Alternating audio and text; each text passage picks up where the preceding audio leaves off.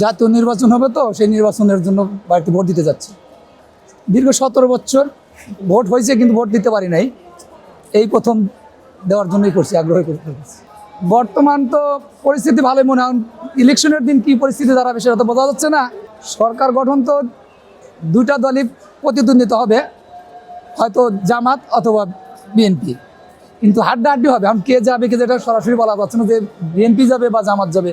সেরকম হয়তো এমন হতে পারে যে একজন আরেকজনের লিয়া যুগের সরকার গঠন করা লাগতে পারে, যে দলই হোক। সরাসরি কেউ কি হবে না, এককভাবে সরকার গঠন করতে পারবে না, আমার মনে আর কি। এখনকার মতো আইন শৃঙ্খলা যেভাবে দেখা যাচ্ছে ভালোই মনে হচ্ছে, কারণ যে মানে সৈন্য মোতায়েন করছে, আইন শৃঙ্খলা বাহিনী বা কী করছে, এখন বোঝা যাক কী হয়। আমরা তো প্রতি বছরই ঈদে যাই, দেখা যায় প্রতি বছর ঈদে ভোগান্তি যেরকম হয়, এই নির্বাচনেও সেরকম ভোগান্তির শিকার হয়েছে। আমরা আসি 2 ঘন্টা যাবত, এবং তো আমরা যাইতে পারতেছি না।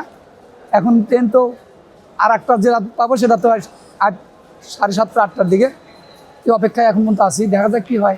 টিকিট এখন তো ঠিক নাই, অনলাইনেও টিকিট পাওয়া যায় নাই। এখন আমরা টিকিট ছাড়ে বাধ্য হয়ে যেতে হবে, যেহেতু আমার না রিটার্ন আমার ভোট দিতে যাবোই।